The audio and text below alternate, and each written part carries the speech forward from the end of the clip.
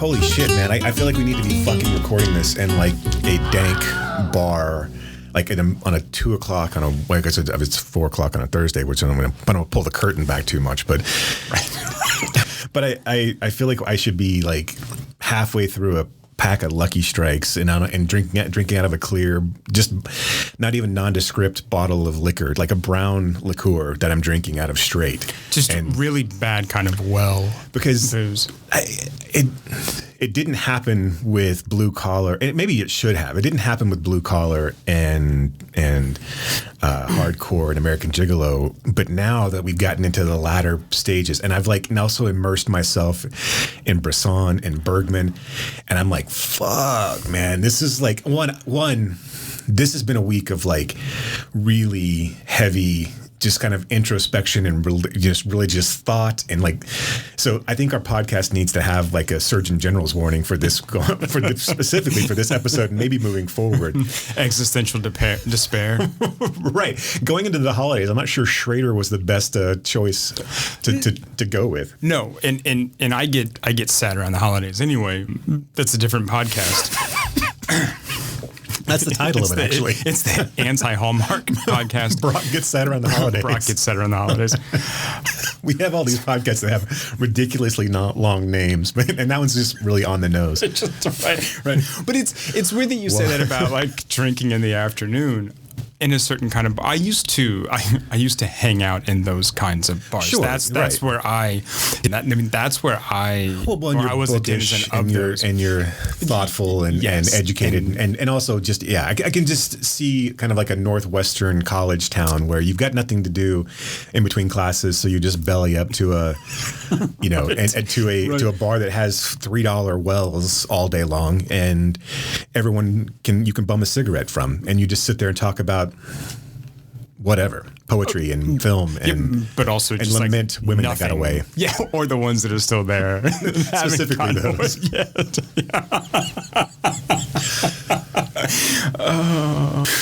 Overall, I feel like it's for Schrader in this part of his career, which he's clearly doing the last set of films that he's going to be doing. And obviously he won't be around that much longer. And if he will, he won't be active. And I don't wish him any ill will. But I think he's had some health issues as of late. And these are probably the final films that he's going to do. They clearly seem to be him still wrestling and exercising, not exorcising, but exercising these demons that he's had his entire career, as well as, I think, almost propping up his masters to an extent and making films that are way more visually and thematically similar to what of the people that were influences to him. Because these films just have, and we'll get into it, but the films that we're talking about today just have Bresson and Bergman written all over them. All over them. And I think these themes, too, are not just his themes. I think they're very common themes. I think they are very, this kind of existential crisis, right? And again, I think I've said this before, but it's 2022. And if you're not having an existential crisis, what are you doing with your life? Yeah, are you even alive? But this idea of what am I doing? What do I mean? What kind of meaning can I make out of this stuff? And also, I'm losing faith in all of the institutions that I once had faith in. Right. And to your point about if you're not having an existential crisis, what are you even doing? These films are an indictment of the people who aren't, of this self-assured, and I don't know what the word I'm looking for is, but these people who are just seemingly on the surface are non-thinking. They're just surface people that are just about the artifice of everything that they're doing, and really just paying lip service and putting on these labels for themselves that allow them to feel better, putting on Christianity, if you will, as a coat of protection, but not having any idea of what it actually means to be a Christian. Again, going back to this idea of they are more interested in living out that spectacle, living out that illusion, than they are in examining and trying to live in a kind of truth or have an original relationship with the world around them.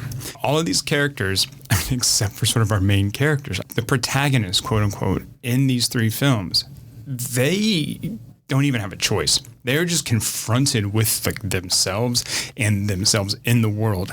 And so they have to deal with it, they have to reckon with it. Some reckon with it better than others. But everyone else around them is just like, you know what? I'm just going to go to work, and that's great. I'm just going to be an entrepreneur. I hate that fucking word, by the way. Sorry. I'm not polluting the world. I'm not doing anything.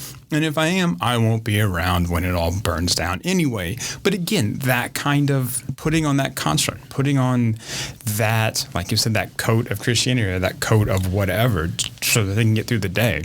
Who am I to say that that's wrong? Well, no, fuck that. Well, yeah, and I think Schrader clearly is saying that's wrong. Right. You know, and if nothing else, I think he struggles with. I think as like you said, as we all probably should struggle with this humanity that we all are supposedly supposed to have, right? And that some of us do struggle with. Just another pulling back of the curtain. Whenever the lights flicker in here, I just feel like it's God, you know, agreeing with us. Yeah, it's his applause. It's just Morse code. It's where like, he's coming down he's to like, us and like, yes, you guys are getting it right. Big fans of the podcast, guys. Except you're both like godless pagans. Right. I know you guys don't believe in me, but I'm gonna overlook that for a couple hours a week. But being omnipotent, it's cool. I don't really need your I don't really need your belief. It's fine. The omni God, right? But he's not omnibenevolent. No.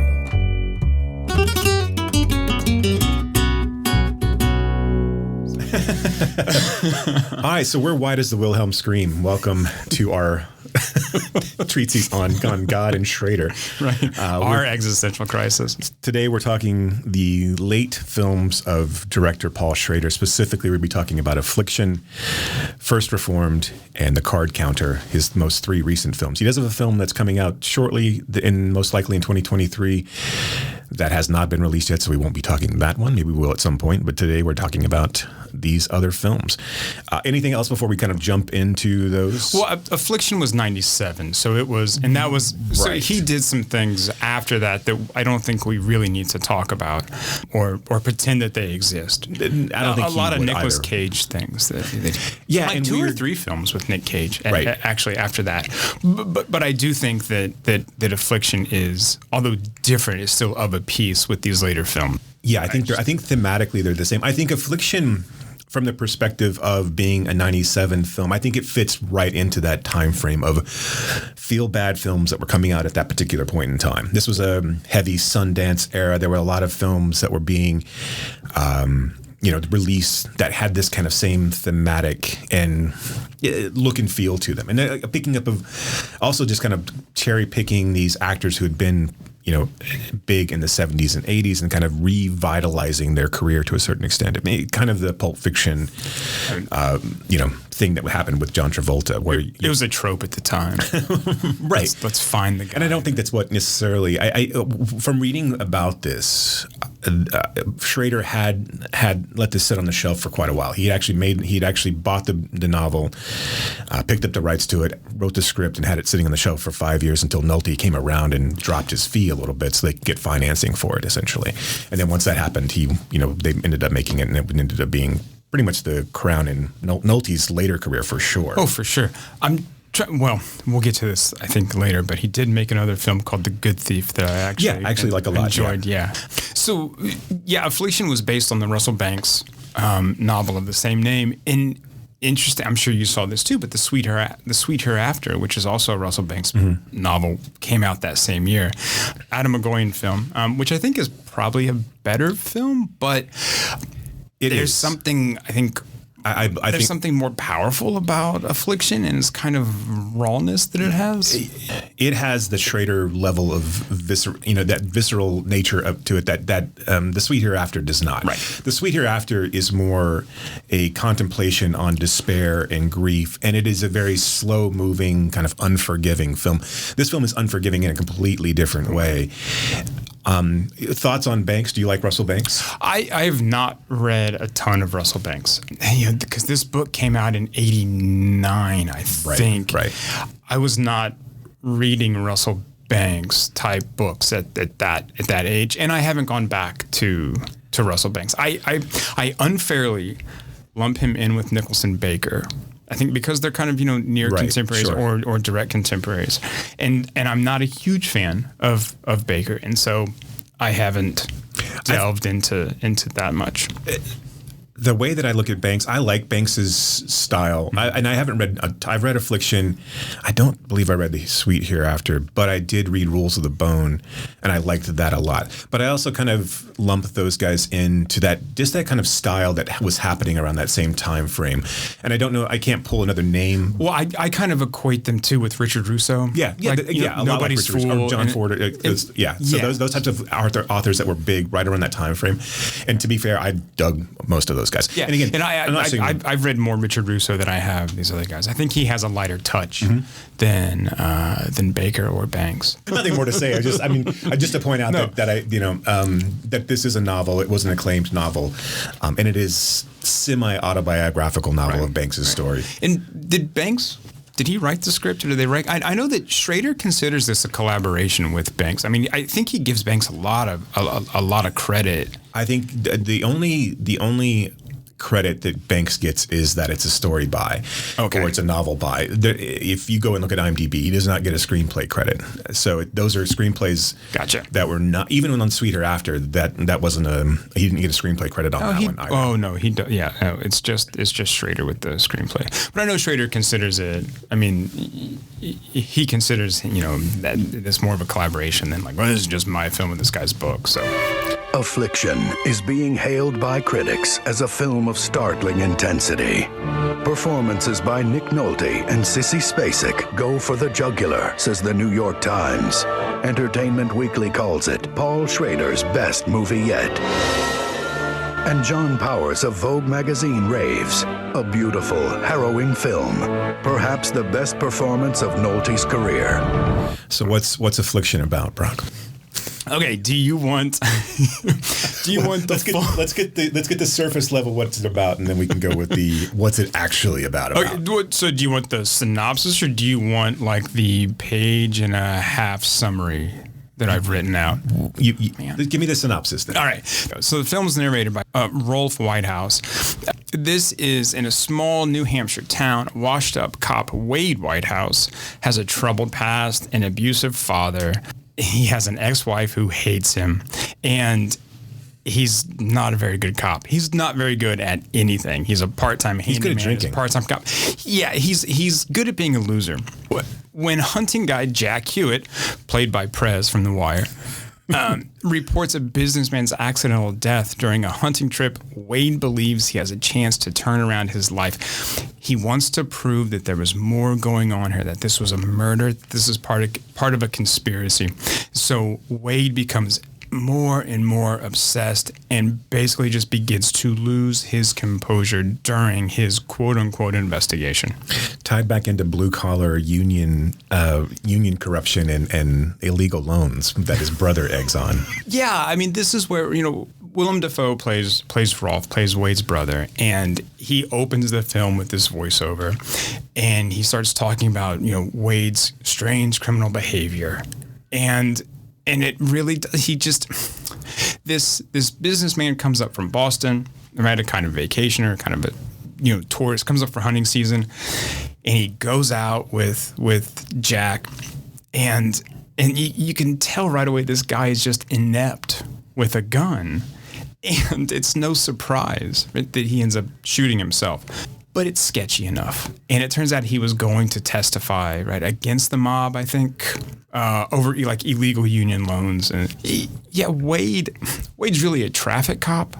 I mean, he's technically the sheriff of this small town, but he's beholden to the mayor, and really he is a jack of all trades. He's and not a even master of none of them. And this guy's not even a mayor; he's a selectman. Correct, right? So it's like because his town doesn't. It's like a township or something. It doesn't really. It's not really a thing. Yeah, it's a small town in New Hampshire, and so it's really small. And instead of having, the executive branch of those towns are what they call selectmen. Or they're like, I think there's, I don't know how many there would be in this one place, but it's just this one guy who's, really just kind of a small business owner, but like somehow the most powerful guy in that But even town. he has very little to do other than just direct, Make sure the streets are plowed and make sure the school traffic gets directed, and that's basically it. That's it. And so Wade, left to his own devices, is also just a town drunk. I mean, to a certain extent, right? I mean, he definitely goes to the bar, like we said, like I was saying at the onset, going to a bar at 2 o'clock, and that's where he's going to be holed up for the day after he's done whatever he needed to do that morning. Can we talk about this first scene? The first absolutely. scene in the film, one, it sets everything up, and two, it's heartbreaking. So he's late picking up his daughter from his ex-wives. It's Halloween, and they're having a conversation in the car. His daughter's name is Jill, and Jill wants to go trick-or-treating. And Wade, played by Nick Nolte, right? And she really wanted to go trick-or-treating in her hometown. Right. She does not want to be there. Yeah, she does not want to be with her father. She does not want to be there at all. On Halloween. She wants to be with her friends. She wants to be trick-or-treating. And he's like, well, it's too late. We can't do it. And he's like, we had to do all these other things. And at a certain point, he's like, it's not my fault. And this line from this kid is so good. She goes, well, whose fault is it? And he's like, what do you mean? And she goes, well, if you're in charge, then who's to blame? And of course, he has no answer, but I'm heartbroken at that point. I am just like, this is tough. And so they go to like the local school. There's a party going on, and she again does not want to be there. And he's trying, right? He's not malicious. He's not evil. He's just a screw up. He's just a fuck up. I mean, everything he does is like the wrong thing. But that scene also, she also talks to him about the mischief that one would get into. He's talking about the kids who are out late during Halloween that are still trick-or-treating and that they shouldn't be, and they're up to no good. And she asks him, were you like that? Did you ever do anything like that? And his response is an insight into himself, where he talks about, I might have done some of that thing, but now I'm better than that. I'm a better person than that. This is who I am now, and I'm trying to teach you how to. And we clearly understand, because immediately after the scene is over with, he's not better. He's not the person he believes he is, and that sets off the actions of everything in this movie. Yeah, his daughter doesn't want to be there. Doesn't want to play with these other kids, and he's like, "Oh, go run and play." And he goes outside for a smoke, right, and a drink, on like the porch of the school. Later, he goes for a ride to smoke a joint and just leaves her in there. They get into an argument with one another. He basically doesn't know how to parent and gets completely frustrated with her. She doesn't want to partake in the kind of childish Halloween. Her costume is messed up. She's wearing a coat over her costume. She doesn't want to partake in this Halloween parade or carnival that she knows no kids at whatsoever.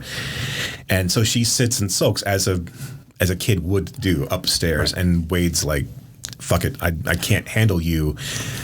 I'm going to go outside and in the first 30 minutes that he's had his kid, they're already fighting and he's already given up and was throwing his hands up. But he is in a kind of state of arrested development anyway. He's a child himself, really. He does not know how to do this.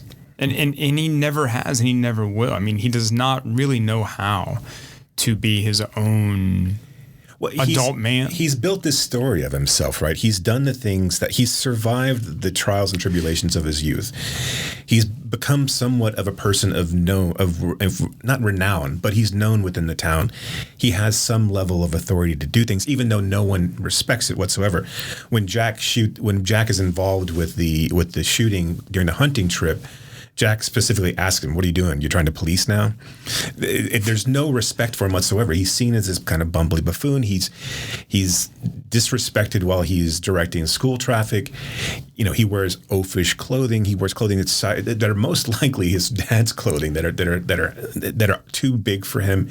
He's kind of hidden in this shell of a humanity that he's built around himself, but he also thinks himself to be everything that happens to him is happening to him, not because of him. His wife left him.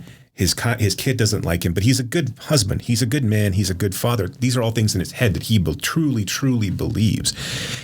But he also understands that he's not conveying that.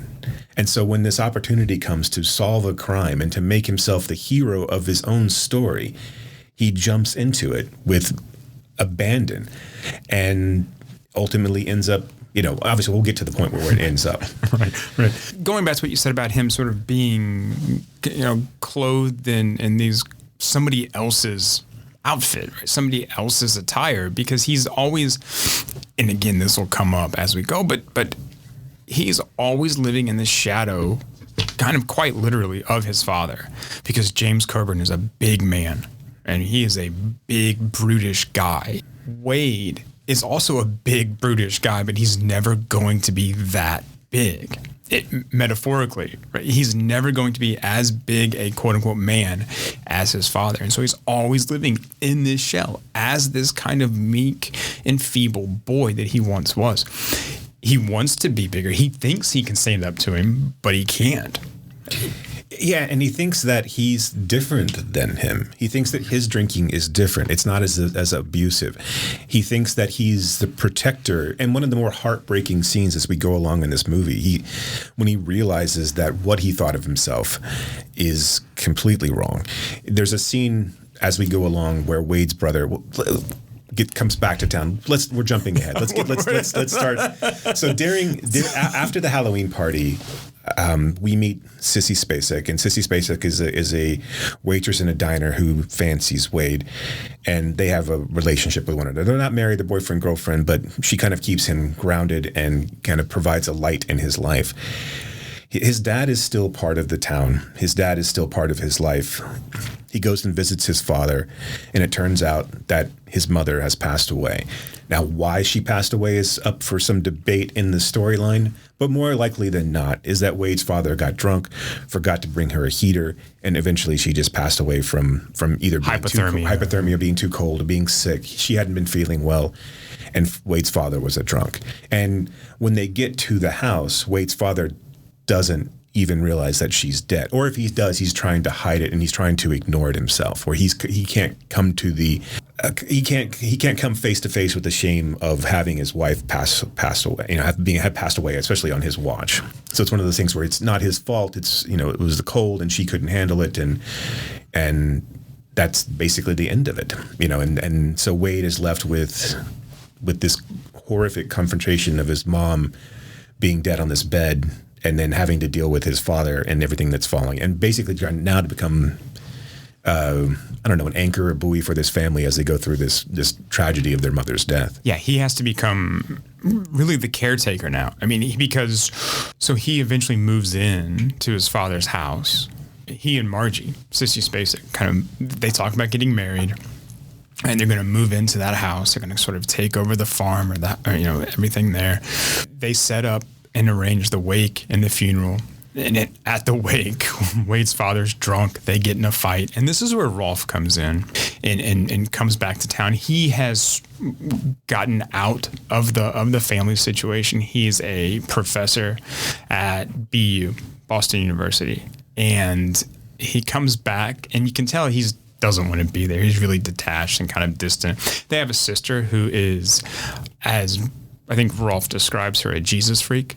At the wake, she turns to him and says, "Rolf, are you saved?" And he just goes, "No, I'm not." That's the end of it. Which is she's like, "You're going to go to hell then?" She's like, "Well, I'll be there with Wade and Dad and Mom." But yeah, it'll be fine. It'll be fine. But Rolf is in part responsible for kind of revving Wade up. So again, after the accidental shooting, Wade's out there and he's asking Jack questions, and he's sort of, again, like you said, Jack says, "Oh, you're going to start policing now? What are you doing?" But he's got something in his head kind of already. And then and there's suspicious things that are going on. Jack has the hunter's gun. Jack has blood on his jacket. When he is also saying, "Well, I never went near that." That the guy essentially blew his brains out because he tripped and fell, and a 30-aught shotgun, put a hole in him. Right. But Jack said, he wasn't near him, and so that he saw him from afar. And so it appears to be suspicious, but also it could be just as a matter of also someone being in shock from seeing someone who killed themselves or accidentally, just being sort of sketchy because he's trying to steal the new gun. Right. I mean, which is part of it too. Right. He wants that gun, and when Wade gives it to the hunting and fishing officials, you can see that Jack is disappointed and upset. I mean, he wanted that gun. So I mean, it could be as simple as that. Yeah, I didn't go near him, but I have his gun somehow. So I mean, which we can assume that's how he got blood on his jacket. I mean, all this stuff is explainable. None of it is. Sure, there's questions and it's kind of sketchy and he's acting weird, but he's a shifty guy anyway, Jack. But it's all explainable. But again, like Wade needs it to be something bigger. Yeah, it's his one chance. It's his one chance to show that he's better than what people think he is. Yeah. And he is who he thinks he is. And I think Ralph feeds into, I think Ralph understands that. I think Ralph, he's been removed so long that he doesn't really understand the danger in what he's saying to Wade. Right. And saying that, you know what, I think you were spot on the first time your first inclination was spot on. And that, he probably was involved in some underhanded things. And it's very possible that Jack killed him on purpose, and you should keep looking into it, not really knowing who Wade was or who Wade is or what he's dealing with. He's been so far removed. They still talk on the phone. They still talk occasionally. But again, he's getting a presentation from Wade of who Wade is, not the reality of Wade. Had he still been in town, he would have seen Wade is exactly how everyone else saw Wade, which was just a fool. Wade will call him late at night and just start talking and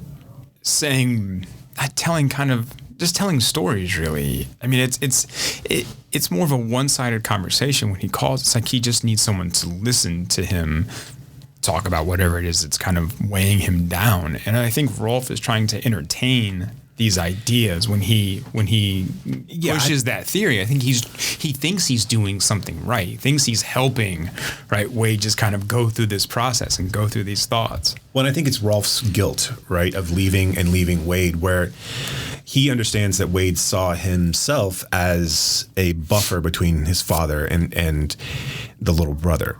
Even though in reality he wasn't, the Wade saw himself as being able to, he probably sees great success in Rolf leaving and the fact that he was able to enable and keep, the beatings and the beratement and everything else off of Rolf's shoulders, because he took it all. He took all the brunt of it all. Yeah, or at least he thinks he does anyway. Right, because Rolf says as much. Like, I don't remember that. I don't think things happened that way. And right, yeah. It was another kid you were talking about that was there that day. It wasn't me. Right, I wasn't there. It was someone else. And he's like, no, you were there. I'm sure of it. But again, I mean, this is another place where Wade really kind of wants a validation, a kind of recognition, a story he tells himself about himself, of who he was and who he is because of that. Right, absolutely. After that, Wade just keeps digging and digging and digging and again trying to make himself, and I think at one point, no, this is later, that he says, like, everyone will see how much they need me after this. Mm-hmm. Everyone will see, right?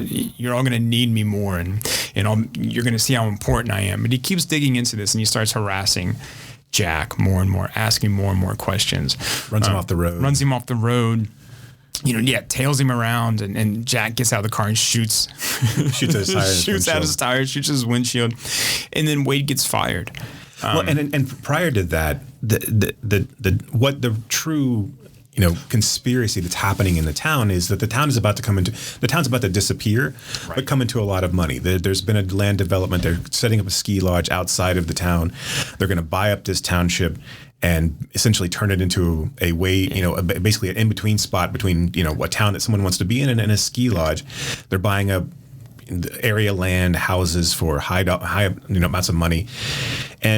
But nobody really knows that. Right. And to that, and so then that looks suspicious as well. But to that end, the selectman basically throws Jack a bone, knowing that his father has just died and that he is the kind of the town boobs. Like, hey, you know what?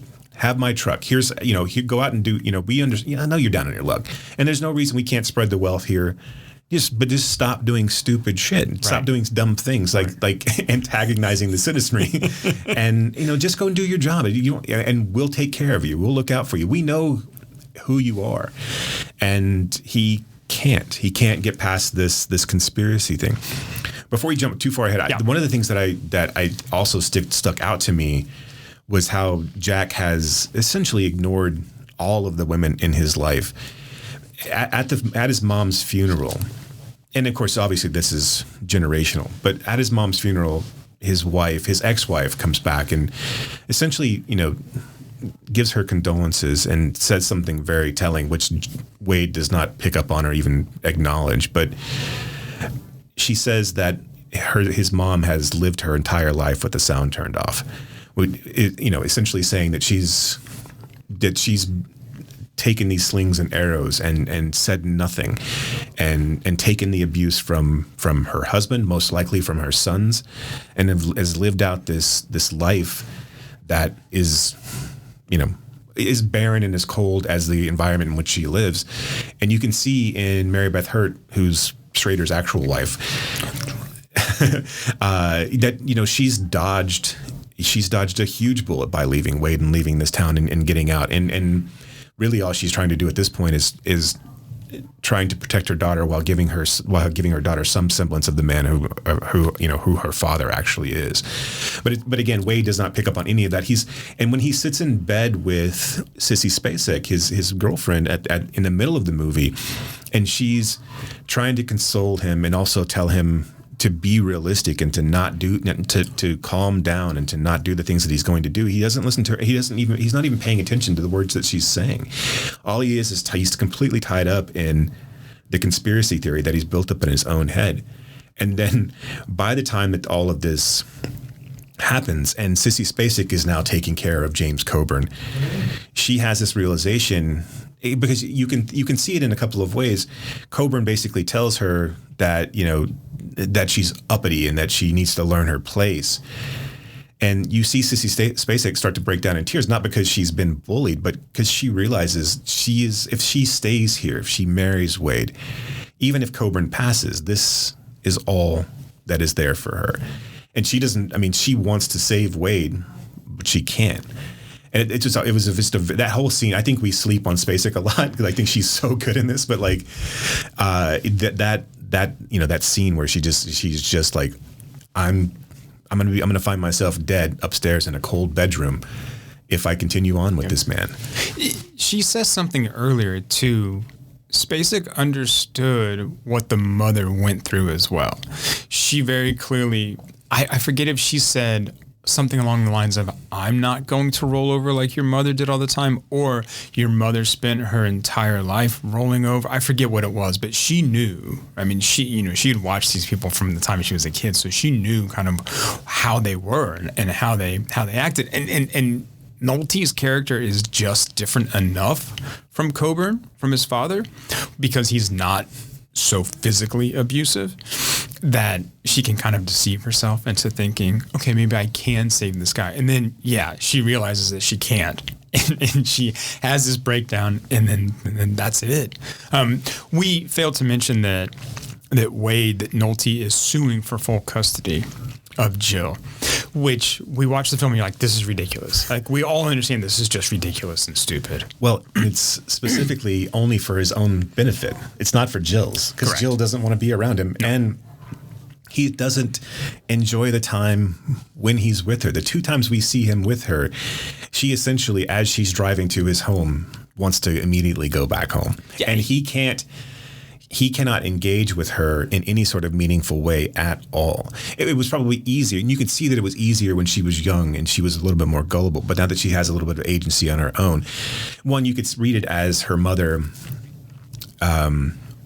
talking badly about Wade, but then even to that point, Wade thinks that the reason that she doesn't like him is because the mom's talking bad about him, and she's like, she doesn't talk about you at all. She never talks about you. And again, not realizing what a gut punch that actually should be to him is that, one, his daughter is coming to the conclusion that he's a piece of shit all on her own, and the fact that these people that were supposed to be a part of his life that, only ever really either ignore him or pity him. It is a depressing as fuck. It is so bad. And then you know, they go into the bar / restaurant for lunch, and he's trying to be lovable. He's trying to be cute, and it all feels like an act. It all feels like, oh, this is what I'm supposed to do, right? And he says something about getting a cheese grilled sandwich, and the bartender goes, "It's grilled cheese, you dumb fuck."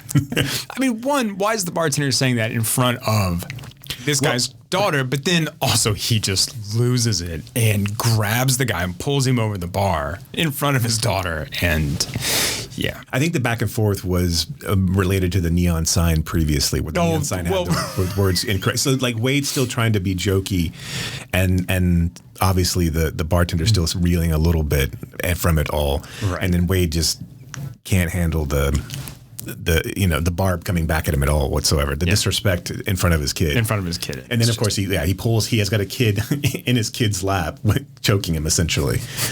And then immediately again, like hugging her, telling her nothing happened, it's okay, nothing happened. And it's just like, in the film, you're just like, okay, well, I don't know, where are we going from here? And it all just snowballs. I mean, it completely snowballs, because at that point he goes back home, and what does he see but Sissy Spacek's packing up her car, and we know what's happening, and so does he. And he says, are you leaving me, Margie? And she's like, oh no, I'm just taking some stuff, just going laundry, and I gotta like drop some stuff off at a yard sale. And he's like, don't lie to me. And in fairness, right, at least he can see that. It's the one thing I think he can see and understand. He tries to convince her to stay, and this moment, I have some sympathy for Wade. He's trying to get her. He's not. Oh, I don't know. Maybe I'm wrong here, but I don't think that he has any intention of physically harming Sissy Spacek. I think that he wants to have a conversation, but again, he doesn't know how to communicate, and so he's trying to get her to talk to her, trying to get her to stay, and she's crying, and then Jill gets in between the two, and basically starts like swinging at her father. Now she's what? 11? Yeah, something along right? those lines, yeah. And he sort of falls down, and she kind of jumps on him, and he pushes her and ends up with a bloody nose. And then, she and Sissy Spacek drive off, and it's gone. But I mean, this guy just does not know what to do, and it doesn't really matter, because it's always going to be the wrong thing. Every time he does something, it's just the wrong thing. And like this whole time, I'm like, yes, you're a bad father, but I don't think you mean to be a bad father. You just have no idea. Right. You're just clueless and just, again, like just inept and just a fuck up. And you're trying, but you're just not very good at anything. Not even trying. Not even the effort to be better. Yeah, no, absolutely. He has no idea how to extricate himself from the situation that he's in, and again, the only thing that he has to prove he has any worth whatsoever is this falsehood of some sort of conspiracy that's going on inside the town. Yeah, that's consuming him. It's all consuming at this point. I start to think that even he doesn't believe it at a certain point. I think at a certain point, it's like, it doesn't matter if this is really happening or not, but right, I'm going to prove it is, because that's what I need, and that's what's going to make me into the person I think I am, or a person I want to be.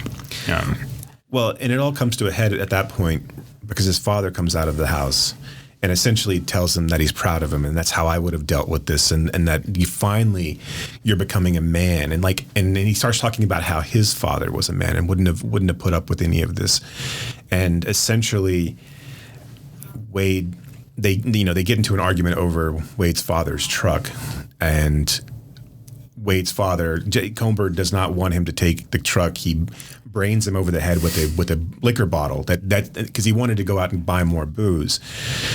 And Wade grabs the shotgun that he was supposed to take to the wildlife group and hits his father over the head with it. His father falls back on the snow and then dies. Yeah. And in that scene, there's no real horror on Wade's face. This is, to me, Wade finally realizes everything about himself at this point, is that his father's dead. Long live the new father. That's who he is. That was his destiny from day one. He couldn't have possibly escaped it. He didn't protect anybody from it. He couldn't protect his mom from it. He didn't protect his ex-wife from it, not his daughter or his girlfriend, and not even now his brother. Nolte's so good in that scene And the way that Schrader frames it, there's no anguish in his face. It is just this calm, serene look in his face that you saw earlier when he loses himself when he's directing traffic for the kids, and he kind of just like doesn't really know where he is. He just kind of is in his own head. And in this case, he's laying over his father's body, and he realizes that, you know, this is all that I have ever been, and this is all that I'll ever be. And he sets the barn on fire and goes inside and has a drink. It's such a gorgeous shot too. That right as you're watching it through the kitchen window. Nolte's sitting at the kitchen table. We're looking out the window, and the barn is just catching more and more on fire. It's so great. Coburn says to him, like, "You're of my fucking blood." I mean, he says, "You're of my own heart," and I think that's the moment where it's just like, oh man, yeah. Nolte finally realized, yeah, that's what I am. There's this through line in Schrader and Bresson and even Bergman's films of this idea of generations born into alcoholism and born into this pickled state that we almost ignore it to an extent because we understand that it's inevitable. And this film just reeks of, and not reeks, it's a bad term, but you understand it like has this in spades of Nolte. This was generational. This is why, and again, not excusing, it's all horrific behavior, but this is why Coburn was who he was, an unloving bastard. And it lessened to an extent with Nolte, but ultimately he couldn't escape it. Yeah. Well, and again, I was going to say with the Bergman, with the Bresson at all, there is that sense of fatalism. There is that sense, no matter what you do, you can't outrun this. You can't get away from this. Mouchette was always going to end up the way she ended up. That's how it was going to be. Even if you look at a film like L'Argent, I mean, it all of these things, you can't outrun this, right? This is already here for you. You can try, but it's still going to happen. Yeah, and the only reprieve that any of these films, especially kind of diving into these films in a very short period of time and really not really having any sort of like palate cleanser, is that the only thing that you see that is a redemptive arc is the women that still love these men after the fact. In Gigolo and Pickpocket, there are still, and we'll get to the card counter in the same way, there are these women that will still be present in these men's First Reformed, same way. Yeah. Where at the end, there's a notion of life and love that at least gives you some sort of upward swing at the end of these films. But none of these people, like we've talked about before, that go through Schrader's main protagonist, ever end up better off than what they were. They never really learn anything other than that they're destined to be doomed and to fail and to be stuck, and that this desire, you will constantly be pushing that boulder up the hill, but you're never going to get to the top.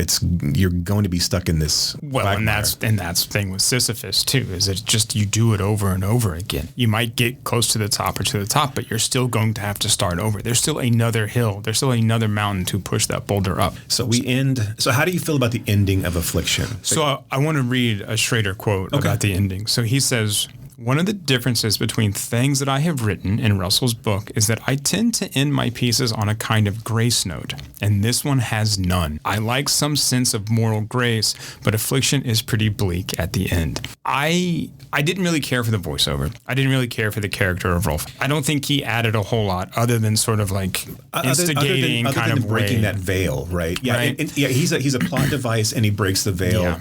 He gives us a more realistic view of Wade than what we would have had if Wade was the narrator of this story, right? I mean, I think if the film cuts to black at the kitchen table, it's fucking brilliant. I think brilliant. I mean, I don't need the sort of like wrap up. I don't need he shot Jack and then they found his truck close to Canada and he disappeared and no one talks about him anymore. I wouldn't even mind the voiceover, but I found the shooting of Jack to be bizarrely placed. And again, I can kind of understand. And again, with just kind of stepping back, the character of Rolf makes much more sense in a novel. Yes. 100%. Sure. I totally understand why you add him there.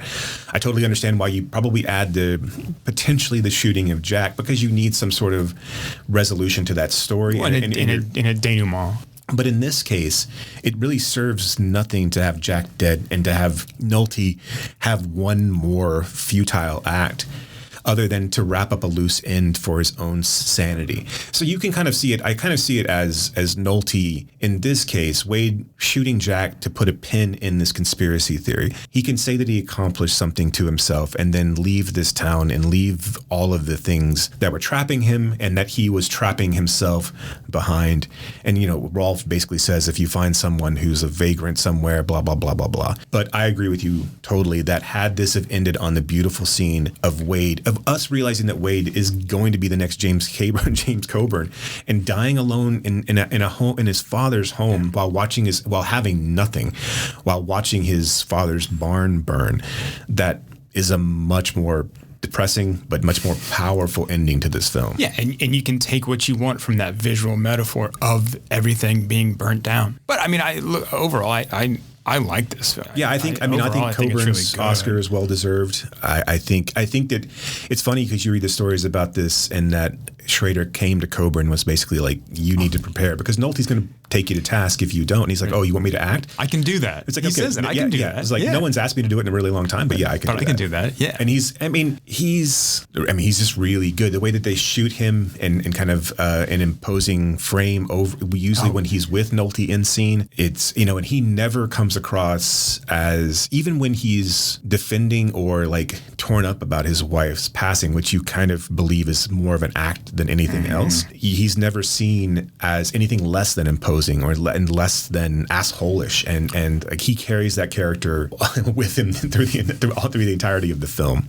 Yeah. Until he passes away. He's a character who cares about two things, and that's himself and his booze. And you dare not treat either with disrespect. I don't think I had any final notes on that one.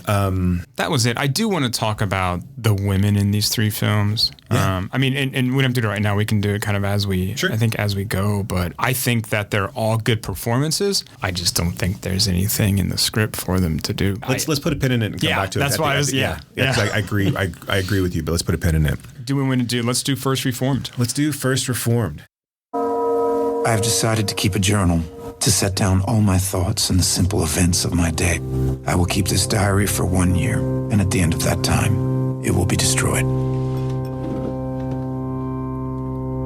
Do you want the big summary? Yeah, let's do the big summary. Okay, all right. So Ernst Toller, Ethan Hawke, he's a former military chaplain. He's the pastor at the First Reformed Church in upstate New York. He's having not just a crisis of faith, but an existential crisis as well. Toller is struggling with alcoholism, physical illness, later diagnosed to stomach cancer, and the death of his son in the Iraq War. The film opens with Toller writing in his journal, citing it as an experiment to write every day honestly. So this becomes a big kind of framing device, a big sort of plot device, quote unquote plot device, because there's no real plots. I mean, as we've talked about in Schrader's film, which is why I enjoy most of them. So the church is having its 250th anniversary as part of the Dutch Reformed Church, Calvinist church.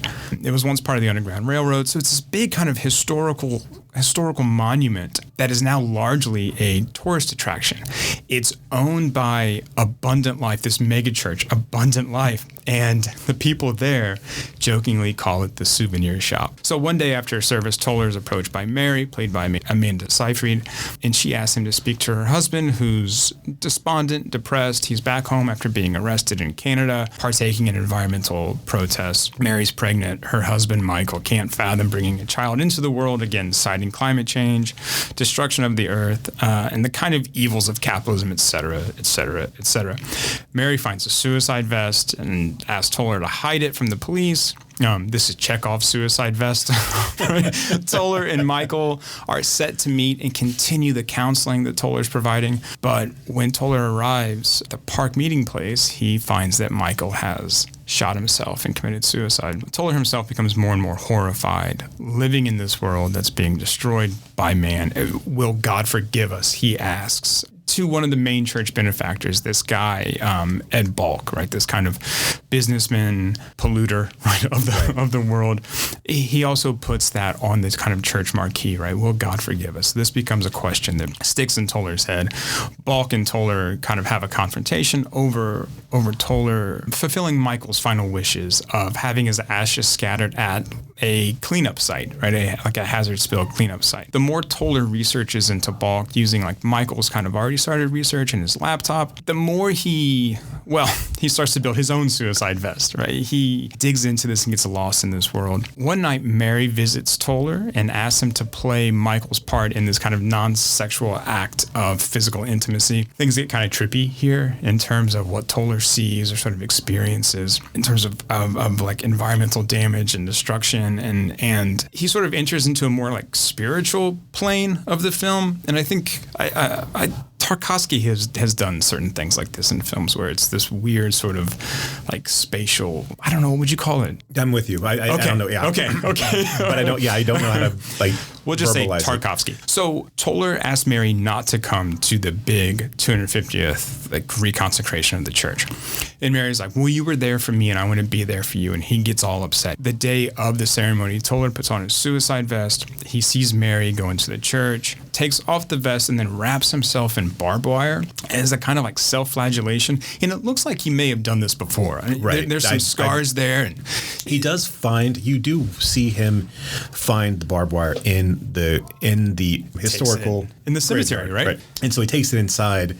But yes, you do get the idea that this flagellation hasn't just been a thing that he newly has done. Just did, yeah. He pours himself a glass of drain cleaner and is going to drink it. And Mary comes in and sees him. He drops the glass and then they embrace and kiss in a very passionate moment. And then the film cuts to black. Yeah. And that's it. That's First Reformed. So the film is shot in this 4:3 aspect ratio. Enhances those vertical lines. You see more of the body, right, in the frame, which again like goes back to Bresson. I mean, spoiler, this is Diary of a Country Priest. This is 100% Diary of a Country Priest, just like American Gigolo was Pickpocket. To a T. I mean, all the beats are the same. Yes, Diary of a Country Priest wasn't like the world is burning and what are we doing, but all the beats are there. And it's part Winter Light as well. So Ingmar Bergman's Winter Light. But yes, this is it. And it's what is odd to me is that I know that it was mentioned, but I hear Diary of a Country Priest mentioned a lot when they talk about almost even Affliction, but like there was not a whole lot of comparison. When I read reviews of First Reformed, I was shocked. I know. Like shocked that people were going oh, this is like almost like applauding, like, oh, this is Schrader's, go watch Diary of a Country Priest, but this is Schrader's version of this film. Like, how is that not mentioned every single breath when you talk about this film? Because again, it is that film. The Diary of a Country Priest. He's got stomach problems. He can't eat. He ends up dying of stomach. Spoiler alert. He ends up, for a film that's 60 years, 70 years old. Spoiler. He ends up dying of stomach cancer at the end of the movie. I mean, he's beholden to account. I mean, again, all of the ideas about wealth and community are right there. Right. He resides over a very small, parish that doesn't care. That gives no shits whatsoever about this person. He can't even get electric light. The electric light is like for the kids' parties and stuff, right? The like cabaret down the street. Right. So to me, that was really shocking in the sense that really kind of like, and I wonder if it was to Schrader as well. Like I'm clearly making you a cake here. Why aren't you realizing this is an actual cake thing? Right. This is Schrader's dessert. No. It's a fucking cake that I made. It's Diary of a Country Priest. Acknowledge that I am basically giving you and modernizing a film by one of my heroes, by one of the people that influenced me, that taught me indirectly how to make film. Here is a 2017 version of that for modern audiences that people are really loving. Go back.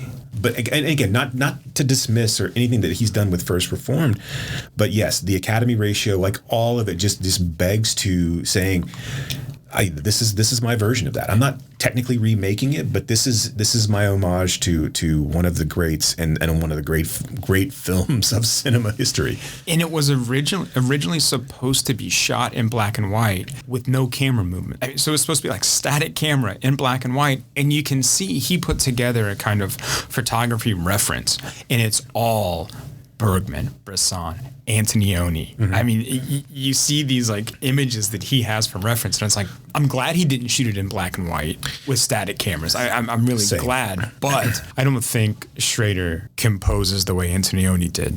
I mean, as far as framing.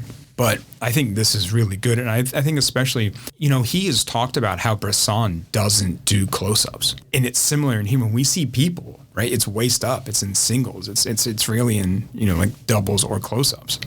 And again, like the way that he cited Bresson's cutting, he's doing the same thing in this film. I mean, we sit there and watch this door for how long until the sheriff at one point comes out of Mary's house after having informed her that her husband, we don't see any of that. And again, it's like Bresson.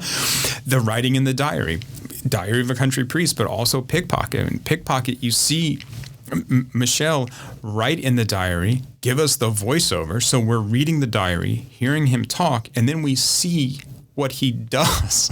We see the action that he's just written, this kind of reinforcement of those. But then, yes, paying homage and taking directly from these guys that he had took so much influence from. These types of films where you have people struggling with humanity and specifically in this case, religious belief and faith are extremely interesting to me. This idea, especially when you juxtapose it with these mega churches, I think you can make the argument that the societal injustices that are outlined in this movie are a little bit on the nose. They're maybe, I don't think that they're inaccurate necessarily, but maybe too in your face to an extent. I don't know. We can debate. Sure. I think I think the to me, the intriguing aspect of this is his, this is a person who's been a minister in the military, and he feels responsible for his son's death. He encouraged his son to go over and fight when he was also in the military. He was also working in the military, and his son died, and it derailed his marriage. When he comes back home, his wife leaves him. They give him the souvenir shack to go and to reside over, because there's 5 people that show up, and the most likely those people don't show up on a week-to-week basis. So he's there giving a sermon that no one is listening to, and that has no import to anyone in the community other than just to have him to have something to do. And really, they feel guilty, they feel bad for this person. So he's been giving a despot somewhere else to kind of live out his days. Abundant Life Church they are almost doing all of this out of just guilt themselves, and it's just one of those things where they're keeping up this historical thing out of, like I said, out of some sort of necessity and sort of sense of obligation, but they pay no attention to it. They degrade it at every turn. The only time that they ever really engage in it is when it is an inconvenience to them. So they bring and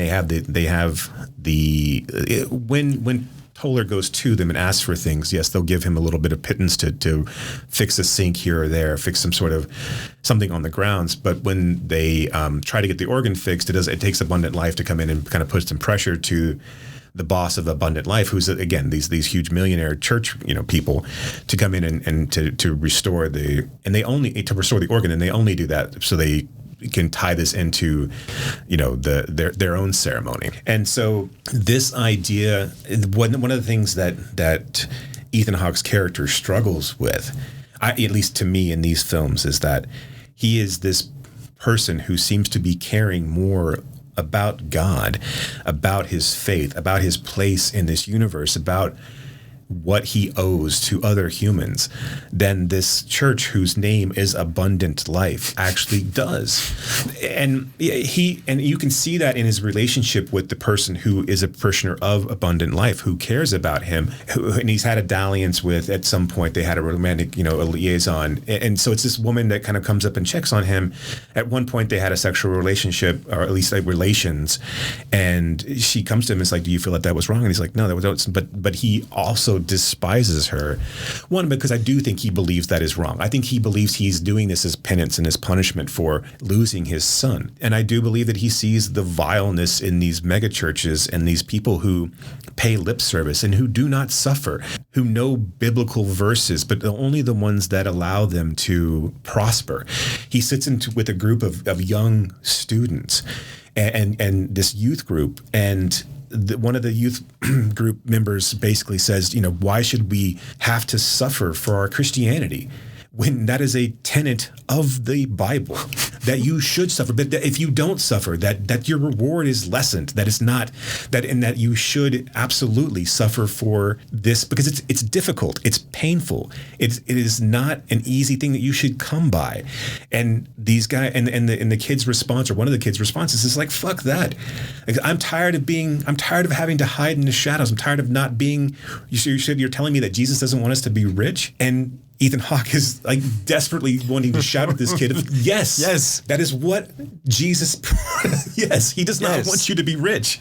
Ethan Hawke's character Toller, he is practicing sort of asceticism in the way that one would if they actually cared about what having less allowed you to do more of, where, really, right, asceticism is just used by things like mega churches or like big capitalist institutions as a way of tricking us into living austerity without less as they kind of get more.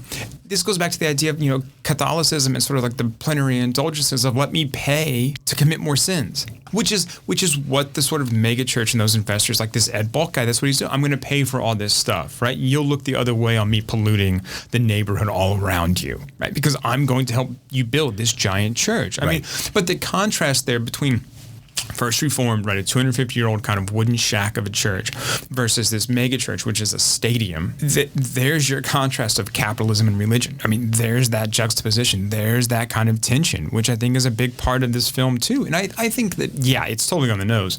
But also for Toller, who's struggling with this stuff, I think it has to be on the nose or in your face, because he's so kind of at his wit's end with, how do I deal with this? How do I kind of continue on in this world that doesn't care? How do I go on living in this place that doesn't care if I live? We see this all the time, like around us. I have no idea how to deal with any of these things. I have no idea how to deal with my fucking feelings about climate change, about poverty, about homelessness, because I'm like, what can I do? But it still keeps me up at night. Right. I think part of it too is Schrader answering that question that he asked in the previous movies about, should we allow these people who we feel that they're betters to commit these crimes? I think the answer to that is unequivocally is no, of course not. But I think that has been, Schrader coming back to that. In Diary of the Country Priest, there's a great line or a great segment where the priest is talking to the young, not the countess, but the young girl who's having the dalliance with the count. And, she's a very bitter girl. I mean, she's having relations with an older man, and she's being kind of ignored by her caretaker. Her caretaker's leaving her, and she's actually being sent away. So she's kind of and the count's daughter, who's like her pupil, is like really sort of twisting the knife too. And she's conniving in a way with the priest and trying to get him to act on her behalf in a lot of different ways. And the priest is like, you just hate yourself. Like if, and her response is like, basically his response to her is like, it doesn't matter what I do, because at the end of the day, you will still hate yourself. And she's like, well, if I'm going to hate myself anyway, shouldn't I at least get what I want? Brilliant line. Yeah. And that should be written on the door frame of every mega church everywhere. That is the tenet which they live by, is I don't care. I don't care. That's the pervading attitude, not just of mega churches. Oh, of course, and but everywhere. But no, right. But again, but that's the metaphor. That's the extended metaphor. Is that it's these people, and we're going to use that as kind of a central locator to talk about, quote unquote, everyone. Because that's what we do now. We, and this kind of goes back to, films like Affliction, films like Mouchette, where every little thing that happens affects someone else in some way in these small towns, especially these small towns. We don't see that as often as we should. We don't see that kind of our actions have implications down the line for someone else that we may never meet. But who cares? I won't ever meet them. So fuck it. Right. It doesn't matter. Generations from now, who gives a shit? It matters some, and like that's Toller's whole thing. Is he's like, why does no one else sort of see this, right? Because it's all just sort of profits over people, and that's it. The scene where he's pouring out his whiskey and pouring the glass of Drano, it's so tense and so like harrowing, and like it's just the time just slows during that scene. And you know, when he turns and sees Amanda and love and new life and an ability to be beyond himself in a way. Basically, he sees what he's been what he was preaching to Michael in the first place. Is that, and that scene with him and him having the back and forth about what God would say about all of this and what we owe to one another and how to get beyond this, and that life is important and precious.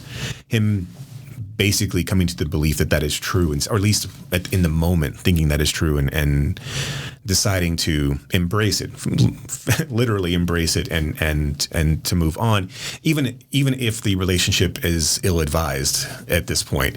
It's a really, and having him end it, mid-twirl around them.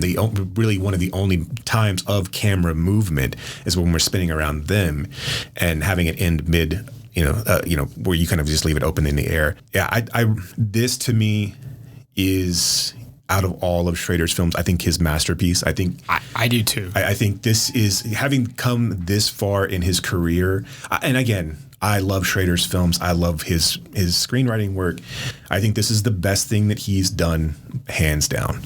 And not to say that anything that he's done is bad, but I think this is the best thing he's done, hands down. Oh no, I 100% agree. I mean, I think everything, right, from this, and even Ethan Hawke said that Toller was like the best written character he's ever played. But I think overall, this is, it's a fantastic film. I think it's Schrader's best. I think that for me, this is an ending that really lands well, and it's an ending that fully has that note of grace or that kind of redemptive moment that the other ones don't fully have. So even if we look at the endings of like American Gigolo or Light Sleeper and The Card Counter, which we'll talk about later, there's no separation. There's nothing between the characters, nothing to stop that kind of consecration of the kind of redemption, right? So there's this physical consecration of redemption at the end.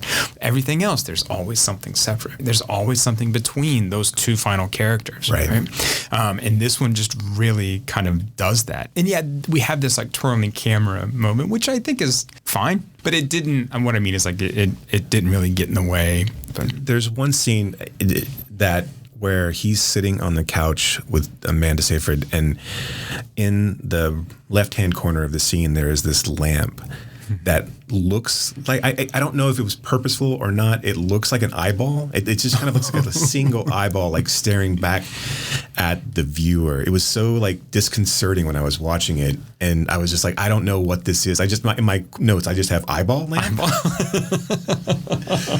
Eyeball. And not to diminish the ending, but I did think in my head as they started hugging, I was like, oh shit, I'm glad she's layered, because that barbed wire is going to poke her so badly. I was trying to figure out if he had taken it off or not, right? Because I mean, he just put his like his black whatever robes like, on. I should know the name for that. I was an altar boy.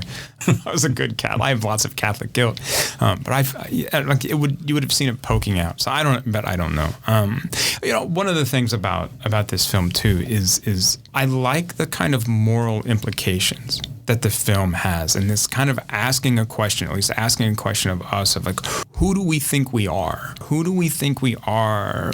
Who are we to value our faith over someone else's? Who are we to, as Toller talks about, sort of like degrade, God's gift in this world? Who are we to certain values over people, or commodities and goods over people, or the idea of like profits over people?